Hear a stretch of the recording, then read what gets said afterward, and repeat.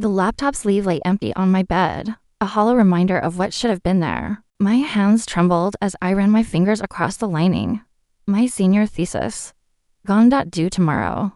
Mom? I stepped into the kitchen, voice cracking. Have you seen my laptop? It's missing. She barely looked up from her journal. No, dear. Did you check the lounge? Of course I had. Twice. But I nodded and looked again, because that's what good daughters do. They avoid conflict. They clean up the mess. Quietly. Dad walked in, loosening his tie. One glance at me, and he sighed.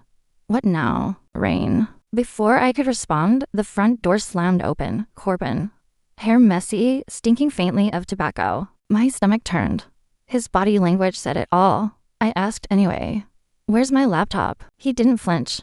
Just shrugged and opened the fridge. Sold it to Jason Blackwell. He needed one for college. Gave me $300. Silence. $300. For months of bagging groceries at Miller's Market. Gone? You sold my laptop. I sounded too calm. Like my soul hadn't just been crushed. My entire senior thesis, due tomorrow, now vanished. Dad stepped in like a referee. Did you lock your door, Rain? I froze. What? You know how. Your brother is, he muttered. Why risk more trouble? You should have locked it. The cold wave of betrayal hit harder than his words. Last month, Corbin skipped school again. I brought it up. Mom told me not to cause drama. When I aced my history exam, Dad didn't even look up. Corbin scraped by with a D, and they took him out for ice cream. I took a shaky breath. I need $280 to replace it. I have to finish the thesis. Mom finally looked up, hands folded like she was talking to a toddler. Sweetheart, we're stretched thin. Use your college fund. You can rebuild it later. Of course, use my savings to fix Corbin's damage. Sacrifice my future again. I walked away. No yelling. No door slamming. Silence is the only thing they notice. From my room, I heard Corbin whining about dinner. Mom's voice followed, soft and warm. I'll heat up the casserole, honey. I sat at my desk. No laptop. Just paper and pen. I started rewriting from memory. Line by line. Tear by tear. Ink blurred as I wrote through the night. My hand cramping. My heart numb. It wouldn't be perfect. But it would be enough to pass. Enough to escape this house. That morning, a college acceptance letter waited on my desk, crisp, glowing. Yale, full scholarship, partial housing grant. 2 years passed. I worked double shifts, saved every penny. Finally, my chance to leave, to start fresh, until the bank called. The account was closed yesterday. Miss Ellison. The full balance was withdrawn by a joint holder. $19,000 gone. The fund my grandparents started when I was born. The one I poured every paycheck into. Gone. 30 minutes later, I faced them at the kitchen table. Another family meeting. Dad wouldn't meet my eyes. Sit down, Rain. I stayed standing. Where's my college fund? Mom folded her hands, the gesture that always meant, you're being unreasonable. Corbin got into some trouble. Last weekend. We needed bail. Money, bail. Dad stood. He was with some friends. They had drugs in the car. He didn't know. Wrong place, wrong time. Mom nodded. The important thing is, he's home now. The lawyer's hopeful. With my college fund. Mom reached out. Family supports family, Rain. You've always been the strong one. Corbin needs help now, not judgment. I didn't answer because I finally realized something. Resilience in this house means being robbed silently, but not anymore. They took my savings for family and called me selfish when I left. Now I own a house. They showed up with a pregnant wife, claiming it's theirs. I had kept 3 of them. The front door slams, and Corbin saunters in, casual as if returning from a film, not jail. His eyes flick to me and away. He knows. Hey, squirt, he says, heading for the fridge. Mom, any leftover chicken? Dad claps his shoulder. We were just explaining the legal mess to your sister. Corbin grabs a soda, popping the tab with a sharp snap. Yeah, it's all a big mix-up. The judge will likely dismiss it next month. He looks at me, expecting my usual quiet acquiescence, my acceptance. Letter burns in my pocket where I tucked it before descending. About that, honey, Mom's smile tightens. We think you should take a break. Stay local. Community college offers night classes you could take while working. Your mother's right. Dad adds, we need to rally around Corbin through this rough patch as a family. The unspoken demand hangs clear. Stay home. Keep working. Support your brother. Abandon your dreams. Besides, Mom continues, her tone gratingly reasonable. You could save up again. Maybe in a year or 2 or 3 or 4, Corbin interjects with a laugh. As if my future is his punchline. I scan the kitchen, the faded yellow curtains Mom's promised to replace for a decade. The chipped countertop Dad vows to fix next weekend, the calendar marked with Corbin's court dates. Nothing for my college orientation. Nothing for my future. That night, I drag my duffel bag from under the bed and pack deliberately. 1 pair of jeans, 3 shirts, underwear, toothbrush, the framed photo of my grandparents, my emergency cash $280. Saved from diner tips, stashed in a tampon box where Corbin wouldn't look. The same amount he got for my laptop 2 years ago. The symmetry isn't lost on me. Morning finds me at Hell's Auto, eyeing a weathered blue 2000 Ford Dodge van with rust, speckling the wheel wells like a blight. She ain't pretty, my coworker Tina says, patting the hood, but the engine's reliable. My uncle kept her running well. $300 was the asking price, but I'll take $280 for you. I run my hand along the side panel. The van is worn but sturdier. Refuge I can claim outright. As I count out my savings, every dollar I own, I pause. Do you have a pen and paper? Tina rummages in her glove compartment and hands me a creased receipt and a ballpoint pen. I stare at the blank side, pen hovering uncertainly. Should I leave a note explaining my departure? Or would silence speak louder? Words never worked before, but disappearing without explanation might mirror their actions. I pocket the pen and paper, then hand Tina my money. Some questions lack simple answers. But for the first time, I hold the power to choose my path. I will thrive despite my family's sabotage 3 days later. A police cruiser rolls into the diner lot with deliberate slowness. Lights off, but its presence undeniable. I keep wiping tables, feigning ignorance as conversations hush when the officer steps inside. My back tenses as he approaches the counter and shows my photo to Marlene, the manager. Rain, Marlene calls, her voice tinged with concern I've never heard. This officer needs to speak with you. The weight of every patron's stare follows me. Rain Ellison, the officer's tone is neutral. Your parents filed a missing persons report. They're worried about your well-being. I'm 18. I say, barely audible even to myself. I'm not missing. Marlene crosses her arms. Is there an issue, officer? No issue if she contacts her parents. He hands me a card with their number scribbled on the back. Save the department sometime. That night, Marlene summons me to her office. Her face holds the practiced neutrality of delivering bad news. Your mother called 3 times today. Said you're going through a phase. Mentioned you might be, she hesitates. Unstable. The word lingers like venom. I need reliable staff, Rain. No drama. She slides my final paycheck across the desk. I'm sorry. The van becomes my entire universe in the weeks that follow. I trace invisible routes across town, never lingering more than 1 night. Hospital parking garages on Tuesdays and Fridays, fewer security patrols then. The library lot on Wednesdays when it closes early. The Walmart far from my old neighborhood on weekends, nestled among transient RVs. Sleep comes in broken snatches. Every engine starting nearby jolts me awake. Every security vehicle passing accelerates my pulse. I learn to doze upright behind the wheel, 1 foot near the gas pedal, ready. The worst nights are when rain patters on the roof, not due to the sound, but because condensation clouds the windows, blocking my view of potential threats. Those nights, I wipe circles on the glass every few minutes, scanning the lot through bleary eyes. Morning rituals form around public spaces. The recreation center charges $2 for a shower. The library bathroom has large sinks where I can wash my underclothes and hang them to dry in the van later. I brush my teeth in gas station restrooms, timing visits between trucker schedules. My greatest fear emerges as a strange grinding noise. When I turn the key one morning, the van shudders but starts. I hold my breath at every stoplight, dreading it might stall. The $280 that bought this shelter wouldn't cover major repairs. Without the van, I'd be truly homeless, sleeping on benches or in alleys. Exposed in ways that choke me with panic. I park behind the hospital that night. Concealed between delivery trucks, the grinding noise has intensified.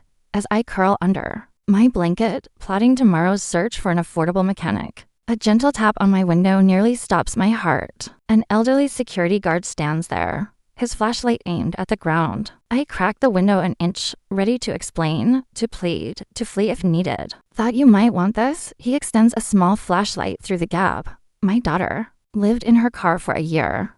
This has a radio in it. Music helps. He walks away before I can reply, his uniform fading into the shadows between buildings. 3 weeks later, I'm fueling up when a familiar beige sedan pulls beside me. My mother steps out, impeccably groomed as always, wearing the pleasant facade she reserves for public. Rain. Her voice reaches across the distance between us like it spans a chasm. Everyone's sick with worry about you. This has dragged on long enough, don't you think? Just come home and end this nonsense. A man filling his truck watches with blatant curiosity. A woman walks her child wide around us, sensing the tension. The police have visited twice more. Mother steps closer. We told them you've been struggling emotionally.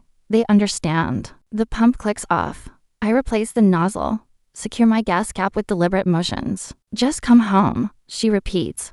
What will people think? Do you want to hurt us like this? The question unlocks something in my chest. For months, I've wondered if my silence was punishment, a childish jab to make them feel my pain. Now I see it as protection. Words gave them weapons. Silence builds my walls. I am home, I say, gesturing to my van. The shock on her face lightens. Each step as I walk away. I don't look back. The librarian's name is Martha. She notices me using the same bathroom at the same time 3 days a week. Instead of reporting me, she offers a job shelving books, 10 hours a week, she says. Enough to cover gas and groceries. The library manager, Douglas, pretends not to see when Martha shows me the staff shower in the basement. Once a week. He mutters without looking up from his computer.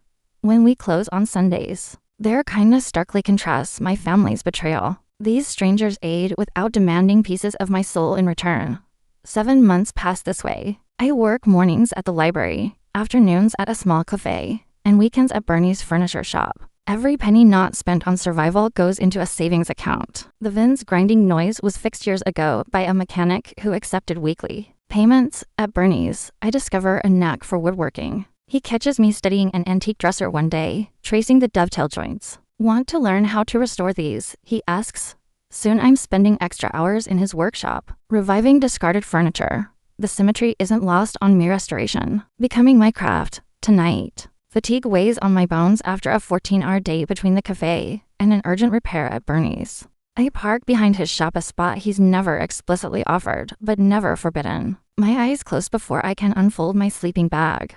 A sharp rap on my window jolts me awake. Bernie stands there, arms crossed, expression unreadable in the dim light.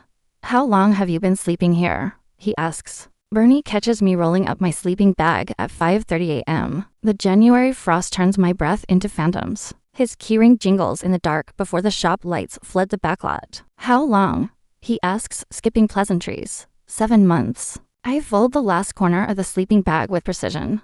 I'll be gone in 10 minutes. Bernie rubs his weathered neck, squinting at my van. That heater working sometimes. He nods once. Decision made. Got a bag. Room with a cot. Previous owner lived there.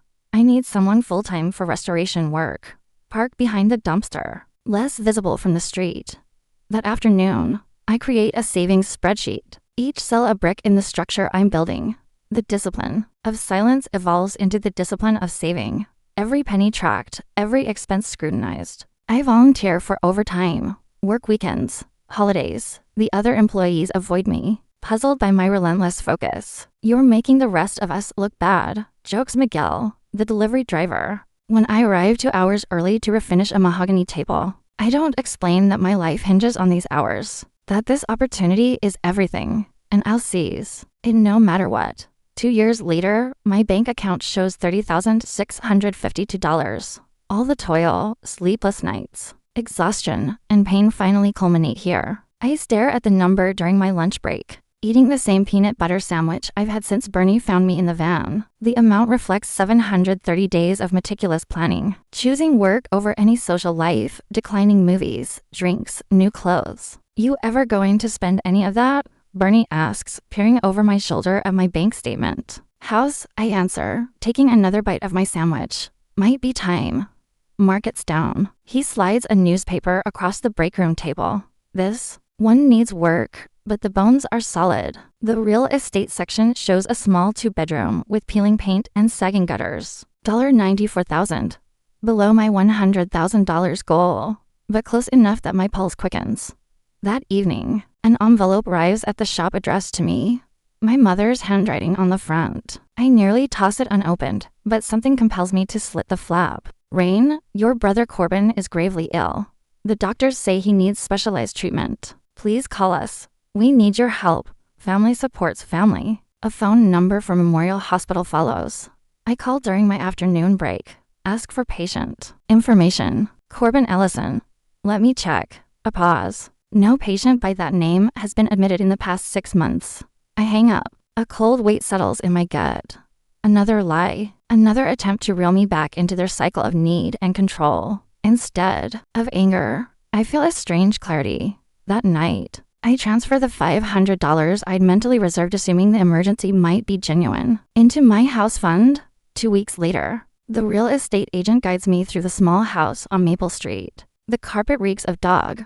The kitchen cabinets hang askew, but the foundation is firm. The roof recent enough. Do you want to bring family to see it before deciding? She asks, flipping through her clipboard. I hesitate, hand on the chipped banister.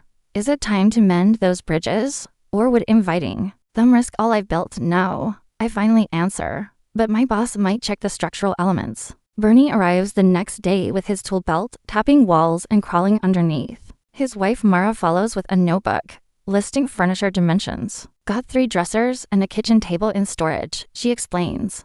Overflow from the shop? Take what you want.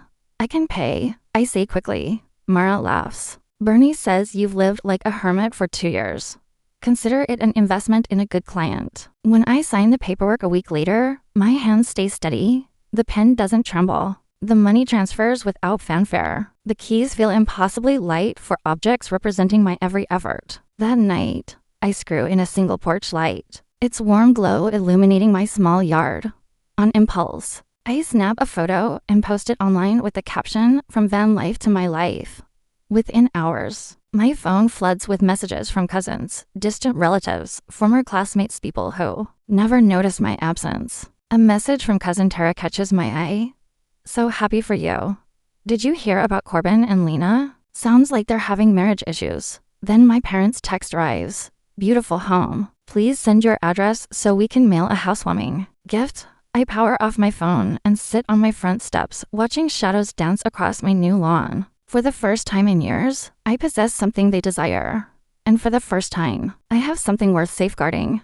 I will not let anyone take it. 2 weeks pass in a flash. The doorbell chimes 3 times in quick succession. I freeze, paintbrush poised over the baseboard. I've been refreshing all morning. No one knows my address except Bernie, his wife, and the hardware store delivering supplies. I wipe my hands on a rag and approach the door warily. The peephole reveals a sight that chills my blood.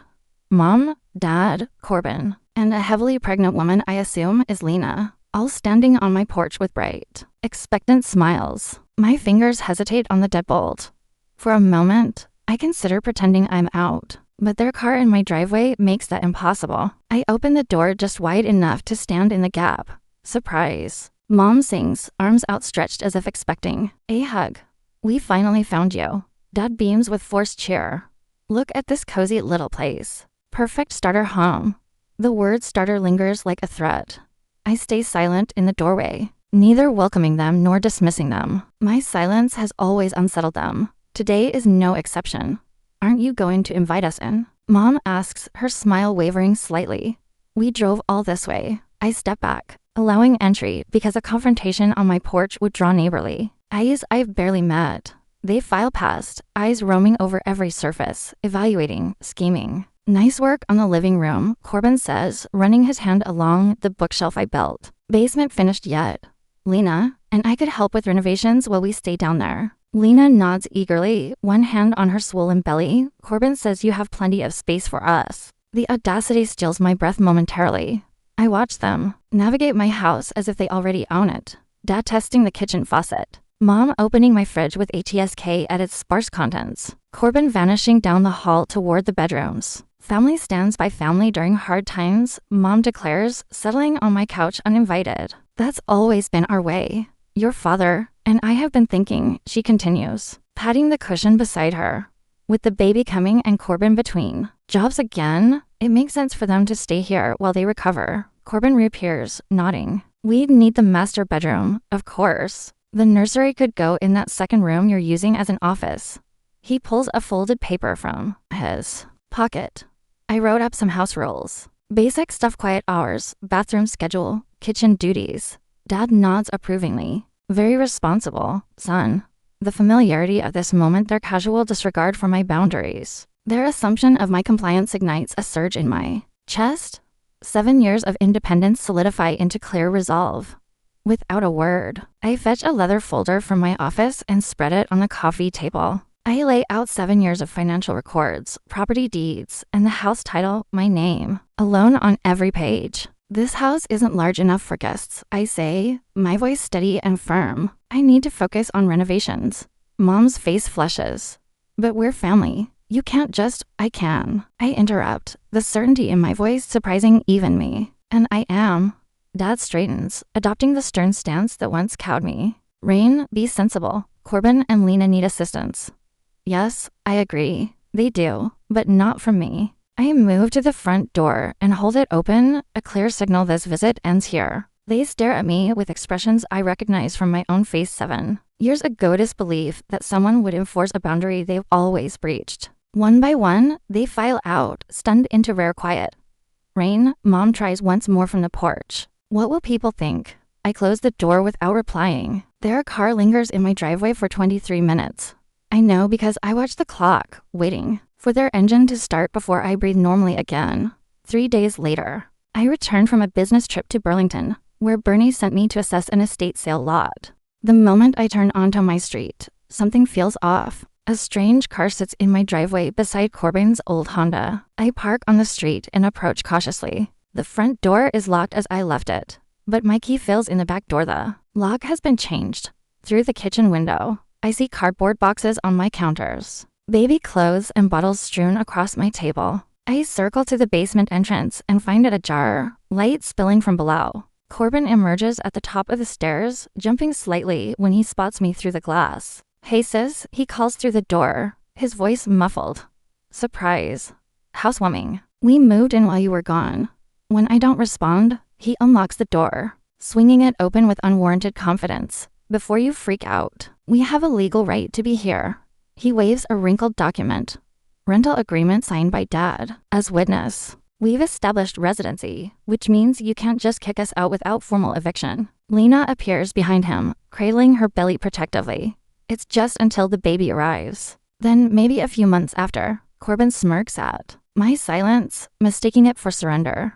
Same old Rain, all quiet when things get tough. He turns to Lena. Told you she wouldn't fight back. I pull my phone from my pocket and start recording. Slowly, deliberately, I document the broken lock, the damaged frame, the boxes of their belongings unpacked in my kitchen.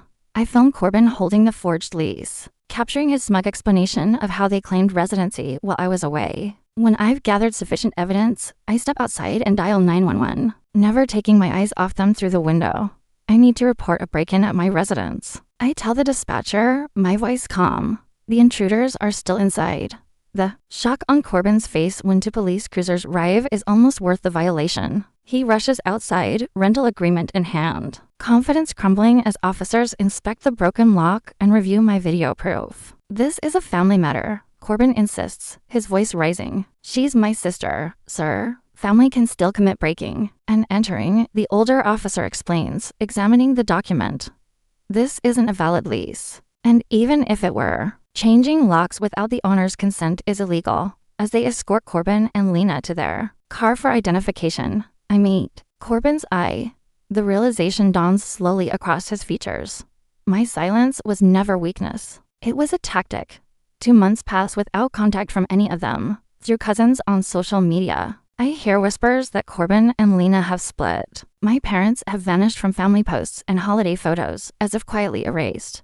One Tuesday afternoon, I'm planting tulip bulbs along my front path when a car pulls into my driveway. Corbin steps out alone, cradling a small bundle against his chest. His son sleeps peacefully in his arms as Corbin stands hesitantly at my property's edge. awaiting permission to approach. The scent of fresh paint clings to my fingers as I run my hand along the newly finished hallway. 3 coats of serene dawn cover walls once marred by others' memories. With each brush stroke, I reclaim another inch as truly mine. Through the window, I spot my old van parked in the driveway. No longer essential, but a trophy. 7 years that metal shell shielded me. Now it sits clean and proud on my land. A testament to my journey. I touch the latch of the window I installed last month, smiling at its slight unevenness. Not perfect, but mine. My home office occupies what was meant to be a dining room. No formal dinners needed when you eat standing at the counter most nights. Instead, a sturdy oak desk dominates the space, salvaged from Bernie's discard pile, and restored with 60 hours of my labor. The desk holds my laptop, paid in full, password protected, backed up in 3 locations. On the wall above hang my first library paycheck, the van key, and my basic accounting course certificate. College comes in many forms, the librarian had said when I confessed my stolen dream. 5 online courses later, I'm halfway to a degree. No one can snatch. The doorbell rings, still jarring after months of ownership. Through the peephole, I see Corbin shifting uneasily. Overnight bag slung over his shoulder. The rules sheet crinkles in his hand. You're early, I say, opening the door precisely 6 inches. Check out from the van isn't until noon tomorrow. Jaden's got a fever. His voice lacks the arrogance it once carried. The van gets cold at night. I scan his face for manipulation, but find only weariness. Shoes off at the door. Dishes done before bed. No entering my bedroom or office for any reason. I know the rules, Rain. He hands me the paper where I listed all 14 boundaries in precise lettering. His signature at the bottom looks diminished. 2 nights, I remind him, stepping aside. Once, he'd have claimed the whole house. Now he sleeps on my pull-out sofa and washes his own sheets. The brother who sold my future follows my directives on which cupboards he may open. The same hands that once took without asking now pause before entering rooms. Some lessons come through silence, others through written agreements I enforce without remorse. Later that evening, headlights sweep my living room as Bernie's truck pulls in. His wife Carol carries a potted plant with yellow blooms, and behind them, Martha from the library holds a bottle of wine. 2 building homes, not just houses. Bernie toasts once we're settled on the porch I built with lumber he taught me to choose. The evening light softens their faces. These people who helped without strings. Who gave without taking pieces of me their laughter-filled spaces once occupied by silence. After they leave, I watch Jaden stack blocks on my living room floor. His sister naps in the portable crib Corbin, set up exactly where I directed. On my bookshelf, accounting textbooks stand beside furniture restoration guides and Bernie's partnership offer. When headlights crawl across my driveway again, my stomach tightens. My parents step from their car, standing awkwardly on the walkway I laid myself, stone by stone. We were wrong, my father says when I open the door. The 3 words hang between. U.S., inadequate, but unprecedented. I don't invite them in. Instead, I gesture to the porch chairs, a buffer between my haven and their regret. As I watch them sit stiffly, I ponder if some bonds can be rebuilt on stronger bases or if some wounds run too deep for true mending. Is keeping distance sometimes the healthiest forgiveness? Inside, Jaden giggles as his blocks tumble. Tomorrow, I'll teach him to build something enduring.